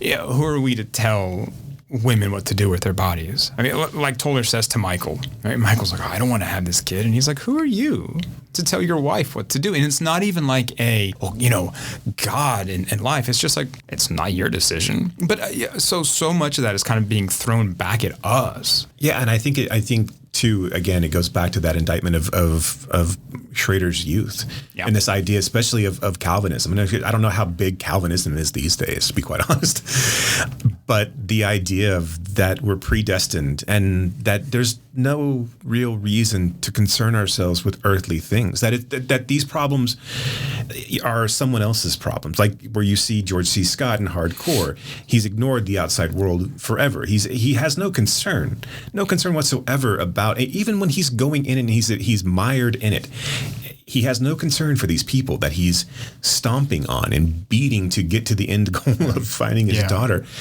It's this indictment of this lack of humanity wrapped in the auspice of faith that allows you to then ignore everything else because of some misguided or misinterpreted belief that you may have in order for your own prosperity. And in the sense that you can forget everything else because you're predestined, because you put on this coat of Christianity or you put on this coat of religion that gives you some false sense of salvation and righteousness that you can ignore everything else around you. Good movie. Really, really good movie. Have I told you that I introduced myself as a recovering Catholic? I think you introduced. Yeah, I think I've seen that before. Hi, I'm a recovering Catholic. I'm sorry, none of this was my idea. Hi, Brock. Hi. Well, yeah. So this is going back real fast to Affliction. I mean, I don't know about you, but so much of how I engage with films and engage with art is on a phenomenological kind of experiential way where this stuff it's a piece of phenomena, and it's a piece of phenomena for me to interact with based on my experiences in the real world, based on my knowledge that I'm bringing to this piece of art. And so I have a real soft spot for films that deal with alcoholism and that deal with generational alcoholism. I mean, my father wasn't abusive, but he was a drunk, and so I know what that's like. I know, and I know what it's like to try and get out of that shadow and try and be like, I'm not going to be like that. And then you realize one day, well, I'm kind of like that, so I need to really make some changes here. But yeah, First Reformed is a really good movie. To your point, though, I like you said, you bring to what you bring, your own baggage to this. Not to denigrate what you just said about it. I mean, but you bring your own experiences to this, and like these ideas, I find people who are steeped in biblical knowledge and use it sometimes as a weapon, very intriguing and interesting. Yeah, I grew up in the Church of Christ where it was very black and white, and it was very, this is right and this is wrong. And even as a young kid, questioning and trying to figure out and to work your way through the logistics of omnipotent God who's broken into three pieces and born of a virgin birth, and that you don't ever have any proof, but you're just supposed to, all these things as a kid. Obviously I had a hard time with all of that, and at different places in my life I've made peace and decided that I understood, and then other times I decided that I didn't necessarily need that anymore. But anyway, these types of struggles to me really, I think they're important. I think that showing this, and again, I think that the throughput of like a lot of these films is that a lot of this learned sense of maturity, where you see older people or people in bigger positions of power then dismiss. You see it through, especially with Diary of a Country Priest, where the priest is very young now. And again, Ethan Hawke's character in this case, Toller, is a young priest in this environment, but they're just basically ignored. They're seen as annoyances, and they're never, because again, this is something that someone else has had to put aside at some point. That they've all gone through this type of crisis of faith, and they've all come out the other side of it. But basically how they come out the other side of it is just by ignoring it, never answering those questions, but just by putting a pin in it and saying, I'm never going to answer that question. And I'm just going to take the good shit and leave all the bad shit behind. And the faster that you decide to do that, the better off you'll be. And you'll become less of an annoyance to me. Let's go abundant life, and let's talk about how Jesus wants you to be rich. Jesus wants you to be rich, and we're all going to be prosperous. And that, the only thing, you have to feel bad about yourself a little bit, but also your real enemy is going to be Muslims and Jews and gays and people of the world who want to, pervert you. And it will never end. There's always someone, there's the secular world is out, which is another one of these things that kind of throws, I think Schrader's pulling us back into, is that I forget what year Diary of a Country Priest came out, but this is a thing. 51? It doesn't end. It will never end until Childhood's End happens and the aliens come down and they decide that they show us that religion is all bullshit. It will never end. So one last thing on religion. Merry Christmas, everybody. Merry Christmas, everybody. I mean, I grew up Catholic, and I went to Catholic grade school and Catholic high school, and I was an altar boy. And at a certain point, probably between the ages of 8 and 11, I thought like being a priest was a good idea. Like I'll go to and I knew what it entailed, right? I knew, but I was like, I'll go to seminary. I learned more from going to Catholic school about how to be in the world than I have from anything. And it was never, maybe it was just the school and church that I was at, but I was surrounded by priests and sisters, and it was never you should do this or this or this because God says so. It was you should do this and you should treat people well because you don't want to be an asshole. And we're kind of all in this together. It'll just be easier for everybody. That's nice. That's really nice. So what I took away from the Church of Christ, and if we have listeners out there that are still in the Church of Christ, good on you. But sorry. Yeah. I learned that we should be good because otherwise you're going to burn in hell. Well, and you should fear God, and that fear is love. And that fucked me up for a really long time. Fear is love, right? Fear is love. Hallelujah.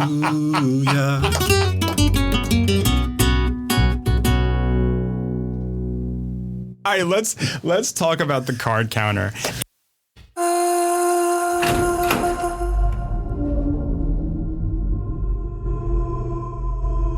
There is a weight a man can accrue.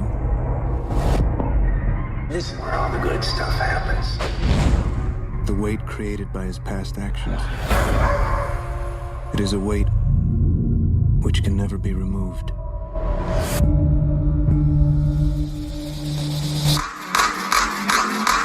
All in. And in the interest of time, I'll give you a quick synopsis. So, William Bill Tell is a gambler and a former serviceman who was at Abu Ghraib and was eventually convicted of sort of torture and spent some time in jail. So while in prison, he learns how to count cards. Once he's out, he lives a transient existence on the casino trail, playing small, winning small, not calling too much attention to himself. In Atlantic City, during this law enforcement convention, he's approached by Kirk with a C, angry, wounded, vulnerable young man who asks him for help in taking revenge on a common enemy that the two have. And it's this military contractor who was Tell's superior and Kirk's father's superior at Abu Ghraib. And trained them in ways of torture. And men like Tell and men like Kirk's father were punished and imprisoned, where men like John Gordo, they weren't. They were never because he was an American citizen in a foreign land. He was a private citizen in a foreign land, and now these guys are out making money as they were before, but they're just still doing it openly, and they're just not hiding anything. So through this, Tell sees a chance at redemption for himself and a way to help Kirk with a C kind of move on. And that's the movie. Some of the things in common here. I mean, this is not too different than anything that we've watched before. Right. I think this is a lesser version of First Reformed. I don't want to tell again to jump ahead to how we feel about this movie. Right. But it essentially is. I mean, he writes a diary. He lives a very regimented, almost priest-like ascetic. life. Oh no, it very much is. I mean, he's pretty much he's a monk. He's an ascetic. I mean, he really is an ascetic in this sense that he owns very little and he moves around. So this idea of he uses things, but he doesn't own a lot. Right, so he stays in motels. We never see his home. Right, even if he has one, we never see it. His car is not fancy. It's very utilitarian, and so here's the thing though. Did you catch his watch? I did not. His watch is a Piaget, Equity, right? Huh? It just says Equity, or is that a different movie that I saw that in? It's a different. Okay. So his watch is a. Dude, just to step back. I got fucking lost in all these movies. I seriously, I started losing them. I was like, the desire to pray is actually prayer. I was like, where the fuck had I heard that before? Like, okay, I got to step back. Yeah, I got to go watch. I need a Three Stooges marathon because I can't. My head is spinning in all of this misery. I got to step the fuck back for a second. His watch is a. No, it's okay. His watch is a Piaget Piaget Polo S. It retails for about 13 grand. So, I mean, that's a weird thing. I mean, look, I really like watches. I'm into watches. And so I saw that and I was like, anyway, that's the one thing that isn't kind of like monastic and aesthetic in this film. I mean, he dresses well, but he doesn't dress flashy. Yeah, his whole piece is to not. I mean, he spent 8 years in a federal prison. He also is trying to dodge casino bosses and to stay off of their radar. So his whole intent is to keep a clean-cut haircut. Everything is close to the vest. He's quiet, doesn't talk a lot, and he understands that when when he wins enough, he gets up and leaves the table. Right. He's not greedy. He's very. I mean, he lives a militaristic or a prison lifestyle. I would say, yeah, it's a prison regimen, right? It's very. He lives in a cell. He follows a routine, day in, day out. The change comes when he meets Tiffany Haddish's character, La Linda, who runs a stable. She finds backers. She finds financial backers for card players that she thinks can make people some money, right? Can win. And so he uses this as an opportunity to help out Kirk with this. Kirk wants to go kill Gordo, and he asks Bill for help. And so Oscar Isaac is like, well, let me get you some money, and so you won't do this. You can get your life back on track. And it's very kind of a hard 8 scenario in Paul Thomas Anderson's Hard 8. Very much. Yeah. Where he takes him under his wing. He doesn't necessarily show him gambling. In fact, gambling is a throughput in this movie, but is ignored almost at every single turn. So if you're watching this wanting to see some sort of great World Series of Poker hands, this is not the movie for you. No. But I think it does accurately portray that world. Sure. You've been in casinos, yeah? Okay, yeah. I mean, I like these poker. I mean, these guys. Yeah. I've watched I don't play anymore. There's a lot of things I don't do anymore for like good reason.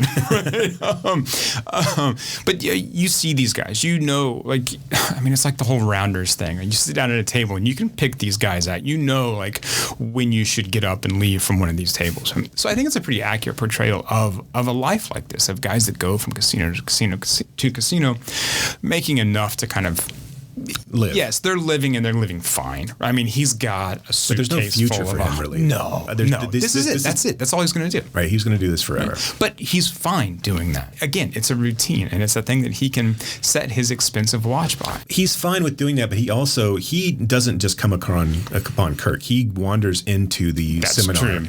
And Kirk recognizes him, probably from his dad's photos or something. He recognizes him, so he's still drawn back to seeing this past life and seeing how it's flourishing. Yeah. I mean, he didn't just like sort of happen to wander into that seminar either. This is a man who's seeking penance for his actions. Yes. He definitely got punished, but he's still living out his life is some sort of it's like another flagellation. He's not living beyond his means. He's not letting himself live lavishly, even though he could definitely live lavishly. He stays in inns. He stays in rundown, not necessarily rundown, but cheap hotels, Super 7 motels, right? He's not he doesn't get comped by the casinos. He's not taking into buffets. He's not having sex with anybody. He just goes, and he's known. But he doesn't have any friends. He just has people that he somewhat tolerates, and he has acquaintances. And entertains, but outside of more than just trying to keep them at bay more than anything else. Yeah. He even says, I mean, he tries to get rid of the one guy, Slippery Bill. I love that name. He knows people, but he doesn't really. So one wonders if his redemption arc would have been different had Kirk not been in the room. Would he have gone to, and ultimately what happens in the end of this movie is that he gives Kirk money to essentially pay off his debts, to pay off his mother's debts, and then reconnect with his mother. Because once his father had committed suicide, all of their lives had kind of fallen apart. And so he gives Kirk 165, something along those lines, money to right his life. And the only caveat is that he goes back and spends time with his mother. He does do that initially, but then he ends up going to Willem Dafoe's house to confront him. During that confrontation, Willem Dafoe is a security expert. So he sets off security alarms and he kills Kirk. He shoots Kirk, and Kirk is dead. Oscar Isaac goes to he's in the middle of a World Series tournament, a feeder tournament that would get him to Vegas to go into the World Series of Poker. And this is all, again, to the end of helping Kirk. He gets up from the table, leaves, and from the final table, the last match. Right. Yeah. So if he wins this, he goes to the World Series of Poker. He gets up, leaves, and goes to Willem Dafoe's house and basically tells him, the man you killed was the son of another man who killed himself because of what we did together. And I'm not going to kill you outright, but we're going to go into another room and we're going to trade blows, and we'll see who we're going to do that until one of us dies. And so you don't see that, obviously. You just hear it. Once it's all said and done, William Tell, obviously, he ends up killing Willem Dafoe, comes out, he's injured himself.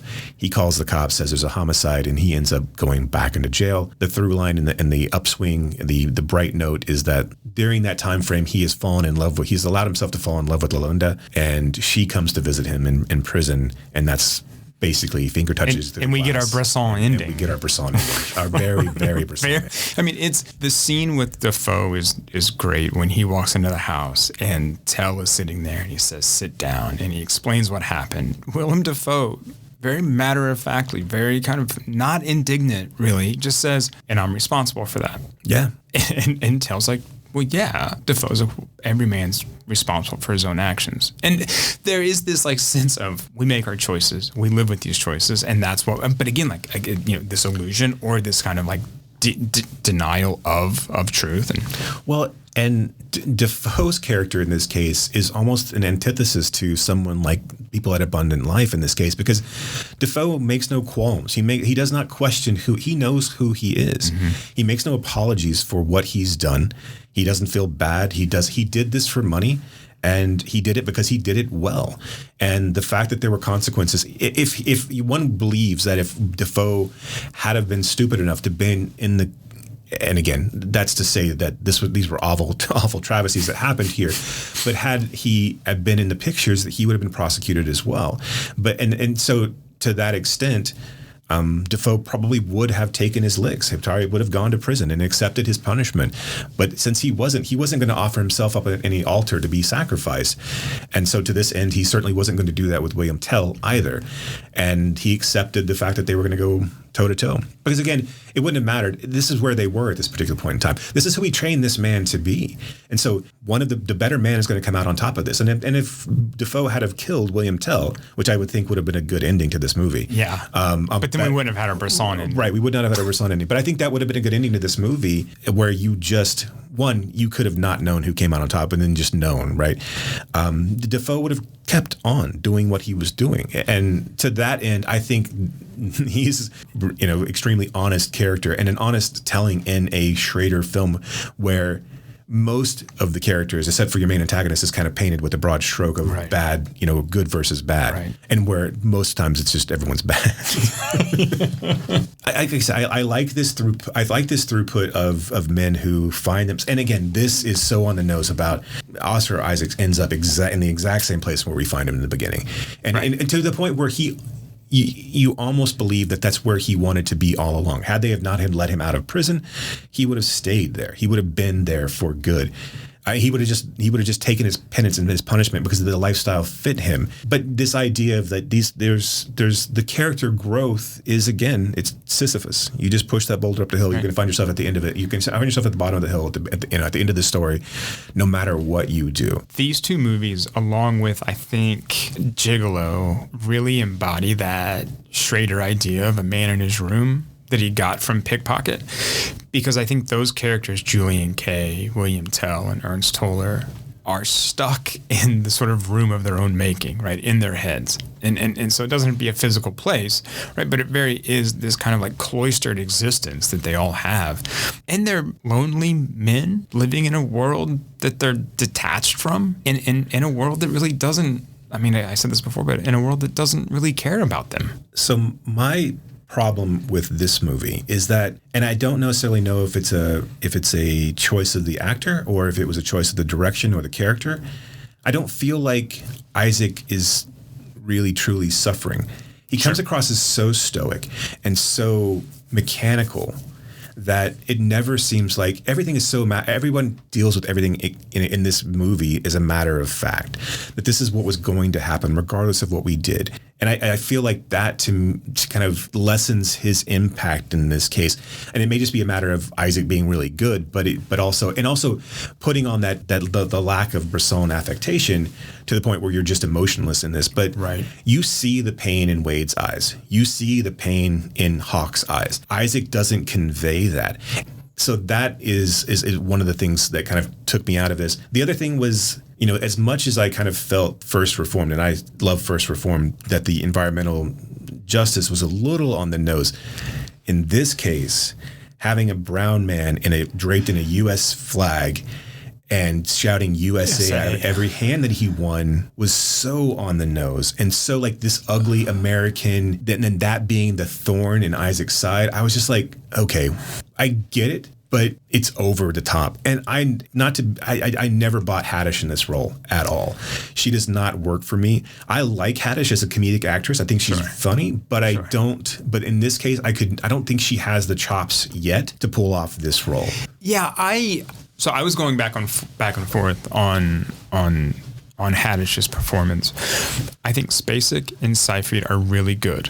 I think they're both really good. Michelle Williams originally was approached to do the Amanda Seyfried, First Reformed part, which I think that would have been fantastic too. But the other thing is, I don't think that those two characters are really given anything to do. They are not in any way sort of fully formed. I mean, look, Sissy Spacek. I think Spacek brings more to the role. Exactly. I think she probably brings more to the role than was actually on the page. I don't think there was anything on the page except that, like, oh, you're a suffering girlfriend, and that's kind of how Seyfried is. But written. Her at the kitchen table with the gasps and the tears. It's so good. Phenomenal. No. Right, yeah, and she's fantastic. But I don't think Schrader gave those two enough to do. I don't think those characters were fleshed out at all. For as much weight as they brought to the story, absolutely. Right. Absolutely. And so part of me is kind of like, well, but was Haddish given anything to do either? But that's also a pickpocket thing, though. I know. Definitely. But at the same time, that film is so intentional in its, because if you look at her face, I mean, her name's Jean. I don't know the actress's name, but her face the entire time is blank. Her name is also Tiffany Haddish. Oh, okay, interesting. Okay. So Tiffany Haddish took that name as a stage name in sort of tribute to the actress. I totally understand. That's how Schrader and her got connected. I totally understand. But there's such an intentional, like, blandness and blankness to that character because you see it in all the characters, right? And so, but I agree with you that I don't think Tiffany Haddish was a great choice for that role. I think someone else would have brought more to it, but I also or less. Yeah. Okay. She's kind of like she's neither here nor there. She's in a weird middle like ground, liminal place. And the sex scene is odd. It's a weird reprieve for a character that shouldn't have one. Yeah, because you go back to First Reformed, and that scene is so bizarre and so ethereal that it's not a yes, there is sexuality to it, but immediately as her hair, and it's a beautiful scene. As her hair falls over his face, then he's transported to seeing all these horrific crimes against in the environment that you don't have the opportunity to see it as a love scene. Right. Again, and even in American Gigolo, like the sex scene in Card Counter is more passionate than the one in American Gigolo, which is more, by definition, or at least by reputation, a more sexy movie. And again, the sex scene in Gigolo is all it's all quick shots, bits and pieces. Yeah. There's no pieces. I mean, like most sex is bits and pieces. But it's all synecdoche. It's all metonymy. It's you see a hand, you see a leg, and you see that. I mean, this is much closer to the scene in First Reformed, but I don't think it's as sexy as the scene in First Reformed. And he's only there because he told Kirk with the C that he would go do that if he went off and resumed his actual life and sort of got things back on track. But I mean, back to it's almost a message. I'm doing this because I have to. A message to him to encourage Kirk. Maybe that's where that's what we should pull out of it is that. But again, Kirk's not in the room with them. But the idea that Kirk should also lead a normal life is that do as I do type of scenario. Right. I agree that Haddish doesn't bring a lot to it, but I just think there's a lot there. And just to the ultimate end, I did not like the Card Counter as much as these other two films. No. And I do think it is a lesser version of First Reformed. I don't think it's a bad movie by any means, but I do think that it's probably one of the middle row films, however you want to say it. And his newer film, The Master Gardener, is probably going to be similar. It's falling into this pattern, of these lonely men writing in their journals, doing weird jobs. We'll see how that goes.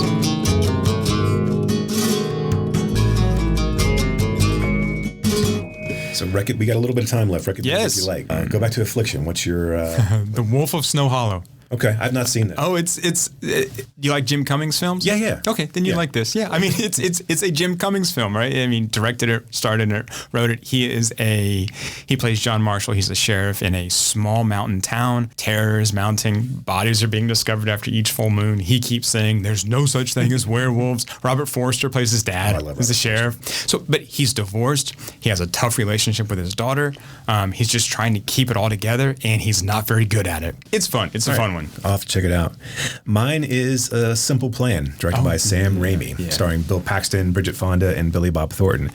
A similar, snowy aesthetic. It's basically kind of around the same time frame as Affliction coming out. This is more of a kind of a potboiler whodunit. Bill Paxton is kind of like Wade in it, but he has a little bit more authority in a small town. He runs a grain shop, or at least he works at a grain shop and thinks he'll take it over someday.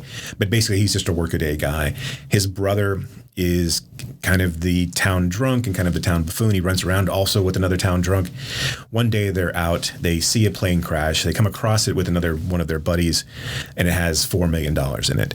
They decide to take the money back home, and everything then starts to fall apart. And one of the...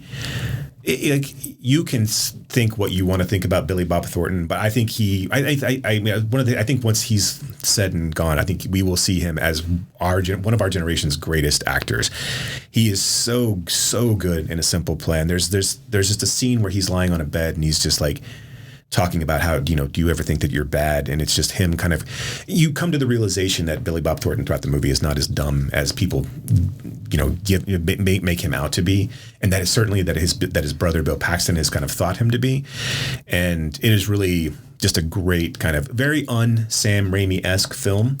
Probably the least Sam Raimi film of all the Sam Raimi films. And it's so like they even told him like, you can make this, but you can't move the camera around and he took it on basically to see if he could make a film like this. And it's just a great 90s, just movie and Bridget Fonda plays this kind of shrewish wife who kind of just turns the nails, it turns the screws at every turn with Bill Paxton.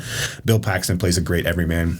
Highly recommend Simple Plan. Yeah, it's good. It's good. And I think Billy Bob Thornton's brilliant. I think you're right. I mean, once we move past kind of our the blood vial, we want to turn him into a caricature, and he kind of refuses to let that happen. But I think he'll get more and more respect. He doesn't get enough as it is. But yeah, we are. We're 30 years removed, or coming on 30 years removed from things like Sling Blade and all these movies that were kind of mid-90s, like brilliant indie films. I wonder when we'll start coming back around to those and realizing, kind of having a renaissance of those movies and kind of cherishing them again. Because a Sling Blade was, and like things like a Sling Blade, The Apostle, all these like movies that were like just so well done, so well written, pulled out actors like John Ritter that you didn't think had this in them. It's just, and Dwight Yoakam. Yeah, and Dwight Yoakam. I mean, that whole like, Vic Chestnut's in that movie. I love Vic Chestnut. Oh, Vic Chestnut's okay. Yeah. Oh, good. And I'm glad to know you have musical taste. Can I tell a story about Vic Chestnut? So I can't remember what birthday it was, but I was at I went and saw Vic Chestnut at a little bar for my birthday, brought all these people. And of course, Vic Chestnut is a man, like he was a big, REM counted him as an influence, and like they kind of championed him. And he's just this little kind of indie folk singer. He was in a wheelchair, and I don't know. It was just great. It was just great to see him perform. And then that same night, we went and saw Cube at the Inwood. That was just a fun day. Not a good story, but no, it was a great story. Fuck you. What's your first Reformed? Look, this is a total cheat, and it's The Seventh Seal. Okay. Yeah. Right? I mean, mine's not good on this one either. So again, but it's like, who hasn't seen this film, and who doesn't put these two together when it's, Max von Sydow plays a knight who's returned home from the Crusades, and he starts looking for answers about life and death and existence and the existence of God, all the while, right? The Black Plague is in its pomp, and he's playing chess with the Grim Reaper. I fucking love this movie. Yeah, of course. And it's funny. I went and saw it several years ago at the Magnolia in Dallas, and for like one of their right, and it was like me and like three other people, right? But I'm watching that and I didn't realize how funny it was. I mean, I don't know how many times I've seen it, but I'm like, this is in a weird way funny. Yeah, I found myself laughing at Band of Outsiders a lot, and like no one else. I'm like, all right, whatever. It's a funny movie. I don't give a shit what you guys think. Right, you're missing. And my wife is sitting next because I have a very loud, boisterous laugh when I'm in the theater. I don't give a shit. I like to laugh, and I'm not like Cape Fear. I'm not De Niro in Cape Fear. But sure, you're not. So mine is Bergman's Winter Light. Okay, yeah, and which again, this obviously it takes direct reference to the. I mean, First Reformed takes direct reference for the Winter Light. This is about a priest who is at a failing parish, and he basically just has conversations about God with 3 different people. One of them is Max von Sydow, who plays the Michael character from First Reformed. He is concerned about China's nuclear weapons cache. He has a pregnant wife, and he's just like he's overwhelmed with despair, and ultimately he kills himself. Also, the priest is involved with a young parishioner who wants to help him out after his wife has died, but he wants nothing to do with her because he basically sees her as a failing after his wife. He loves his wife and not her. And then he talks to a man who's been maimed by a railroad and has greater understanding of God and Christ's sacrifice and what actually happened to Christ than the priest does. And the priest is just dealing with his loss of faith, his loss of God. It is a beautiful, quiet film, filmed in the Academy ratio. Just a lot of just at a certain point, you're faced with about 10 minutes of just straight dialogue being read to you. With a woman looking at you directly into the camera. It is a beautiful, quiet film that I don't think people talk about much when they talk about Bergman, but really, really good. Well, he only made a couple films, so right? And of course, according to Pauline Kael, it's quaint. He's quaint. He's quaint. I love Bergman. I prefer Antonioni. But that's not. Yeah. But again, I hate. Yeah, it's like the Godard Truffaut thing. I hate the binary opposition. But yeah, no. The final scene of the woman, just to close up the side of her face and just how beautifully she's captured and how beautifully she's lit, and they filmed this in a church on a snowy day because they wanted the light to come through and how it would change throughout the day. You talk to people that are cinephiles and the people that really truly love film, and these are the things that just jazz us up and that type of thing. Whereas I get it. I don't begrudge anyone who likes any type of movie, but you're not going to get that in a Marvel flick. No, because there's something so moving and so fucking beautiful that touches you in a way that you don't even know why you're being touched. Right? I mean, you don't even know it happens to you. This is why art matters. I mean, this is why art matters. This is why movies matter. This is why music matters. It's why Vic Chestnut mattered. It's why going to museums fucking matter, right? This is why you look at paintings, right? This is why you look at a Rothko and you're like, why am I crying? What is going on? Right. I don't know, but I can't stop. So yeah. Anyway, be sure to tune into the next episode of Brock Gets Sad Sometimes. All the time. All right, your final recommended if you like. All right, paired with the card counter, I picked The Good Thief, the Neil Jordan film with Nick Nolte, which is a remake of Bob Le Flambeau. I was going to go with the Jean-Pierre Melville movie, but I went with this one. And Nolte is Bob, an aging gambler and thief, out for one last score, right? They're going to rob a casino in Monte Carlo. I love one last job movies, right? Yeah, I do. Yeah. But I saw this in the theater in Indianapolis when it came out, and there was a storm outside, and it knocked out the power for about a half an hour, and then they had to restart the movie. So nice. I just have kind of that eidetic sort of memory with the film too. So Nolte did a couple of films with at least one with the Polish brothers, at least one of the Polish brothers. Oh, that's it wasn't Twin Falls, Idaho. It was North Fork, right? North Fork. Yeah. Yeah. Love North. We need to talk about. Polish may come up much later in the Wilhelm repertoire, but they're an interesting crew. Yeah. My recommended, if you like, is Croupier by Mike Hodges, starring Clive Owen. Basically brought Clive Owen on the screen, onto the scene. This is similar in the sense that it's obviously set in casinos. Clive Owen is a novelist who is struggling to find interesting things to write about. He gets a call from his dad, who sets him up as a croupier and basically a what do you call it? I don't even know. He's a dealer. Yeah, he's a dealer. He's a dealer in a British casino, and he's using that a card dealer, not like a drug dealer, right? And he's using that to kind of get him ideas because right now he's a writer for hire and he's writing this soccer sex comedy book that he doesn't want to write. He becomes embroiled in a scheme to rob the casino, and things go. And then it obviously starts to infiltrate areas of his life. It's just a very kind of, again, another one of those like potboiler thrillers that it's all one man driven. Clive Owen comes out of nowhere. The voiceover is not intrusive. It actually really enhances this film. Hodges, if you don't know, he directed Get Out. Not Get Out. What am I just saying? Get Carter. He did not direct Get Out, and he also directed Max von Sydow in Flash Gordon. So, and then a great little additional Michael Caine film called Pulp right after Get Carter, which was a lot of fun. So that's my Croupier. Wait, was this post or pre Guy Ritchie BMW commercials for Clive Owen? This would have been pre. This would have been right? Yeah. No, like he didn't. Because then he became the driver in the Guy Ritchie. Right. And this would have been, I don't even remember when this is out, but Guy Ritchie would have been a thing by this time. But no, Clive was not yet. So yeah, that was Why Does the Wilhelm Scream? And that was part 2 of our Part 2 of our Schrader series. And next time we're going to be actually talking about Blood Simple. Again, the Fort Worth Film Club will be showing Blood Simple at Stage West on November 30th. So after Thanksgiving, come on out. Watch it with us. We'll have a discussion afterwards. We're going to talk that. We'll probably talk a couple other Coen Brothers films. Blood Simple and its influences. And we'll hit back. We'll come back to Schrader again. We're going to talk about his screenwriting efforts, things that he didn't direct. We're also going to do a Christmas episode and a few other things. So stay tuned. And I don't know, stay frosty. Absolutely. Okay. And if you want, send Brock a note. Cheer him up. He's sad sometimes. I'm sad all the time, and I love you all. All right, thanks for listening. You have been listening to Why Does the Wilhelm Scream with your hosts, Brock and Jason. If you liked today's episode, do us a favor and rate, review, and subscribe in whatever application you use to consume podcasts these days. You can reach us by visiting whydoesthewilhelmscream.com. If you are in the DFW area, we would love to see you at a Fort Worth Film Club event. You can learn more about those and find a full schedule at fortworthfilmclub.com. And you can learn about my foundation and how we are trying to foster the next generation of film lovers at realhousefoundation.org. That's REEL housefoundation.org. Till next time.